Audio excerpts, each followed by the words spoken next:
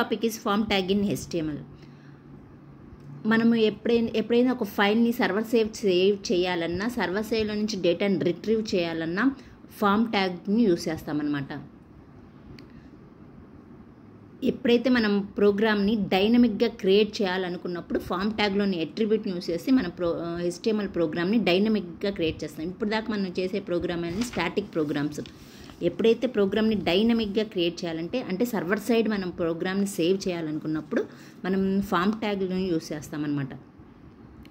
We can use the forms to collect the information from user and transmit that information to server for processing. ఎందుకు use చేస్తామండి ఫామ్స్ని? User నుంచి ఇన్ఫర్మేషన్ని collect చేయడానికి, తీసుకోవడానికి and ఇచ్చిన ఈ డేటాని సర్వర్ని సెండ్ చేయడానికి మన ఫామ్స్ని యూస్ చేస్తాం. ఇప్పుడు మనం గూగుల్ అకౌంట్ ఓపెన్ చేయాలనుకున్నాం, ఆ అకౌంట్లో మనం ఇన్ఫర్మేషన్ అంతా ఇస్తాము మనం రిజిస్టర్ అవ్వడానికి. ఆ ఇచ్చిన ఇన్ఫర్మేషన్ మొత్తం సర్వర్ సైడ్ సేవ్ అవుతుంది, ఈవెన్ మన ఐడి అండ్ పాస్వర్డ్. ఎప్పుడైతే మనం మళ్ళీ ఐడి అండ్ పాస్వర్డ్తో లాగిన్ అవుతాం, మన అకౌంట్లోకి మనం వెళ్ళిపోతాం. అంటే మన ఇన్ఫర్మేషన్ సేవ్ అవుతుంది అండ్ దట్ ఇన్ఫర్మేషన్ మళ్ళీ మనం రిట్రీవ్ కూడా చేసుకుంటున్నాం అనమాట.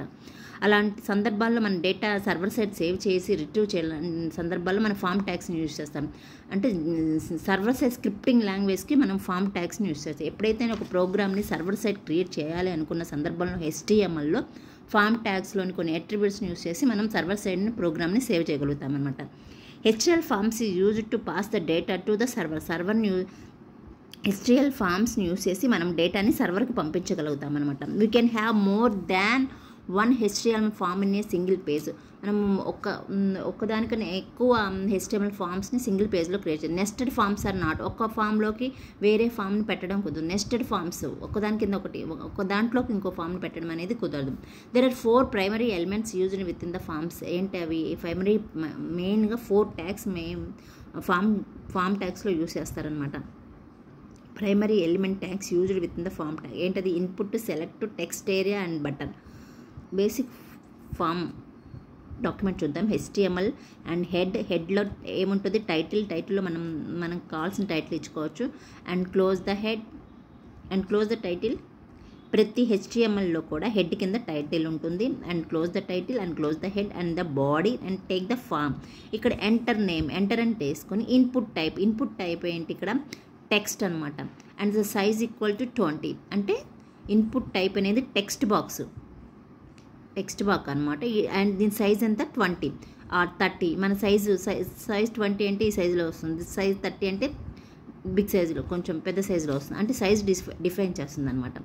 ఇక్కడ ఏమొస్తుంది? ఎంటర్ నేమ్ అంటే స్టార్టింగ్లో ఇక్కడ ఎంటర్ నేమ్ అనేది వస్తుంది అండ్ టెక్స్ట్ బాక్స్ అనేది డిస్ప్లే అవుతుంది. And close that input text box and take BR, ఒక లైన్ బ్రేక్ తీసుకుందాం. Next enter ID number, input type equal to text. Input type ఏంటి? టెక్స్ట్. ఇక్కడ ఏంటి? మనం ఇచ్చిన మెసేజ్ వచ్చి దాని పక్కన టెక్స్ట్ బాక్స్ వస్తుంది అండ్ సైజుని ప్రకారం అది లెంత్ అనేది డిస్ప్లే ఉంటుంది. నెక్స్ట్ ఇన్పుట్ టైప్ ఇక్కడ ఏంటి? బటన్. ఇక్కడ ఏంటి? బటన్ ఫామ్లో తీసుకున్నాము. బటన్ మీన్స్ ప్రెస్ చేసేదనమాట. ఎప్పుడైతే ప్రెస్ చేసామో ఇన్ఫర్మేషన్ అనేది వెళ్ళిపోతుంది అనమాట. And value equal to submit. అంటే బటన్ ఏర్పడుతుంది అండ్ వాల్యూ అనేది ఏంటి? ఇక్కడ ఆ బటన్ పై ఉండే నేము సబ్మిట్ అనమాట. వాల్యూ అంటే నేమ్ అనమాట. ఇక్కడ సబ్మిట్ అనేది డిస్ప్లే అవుతుంది.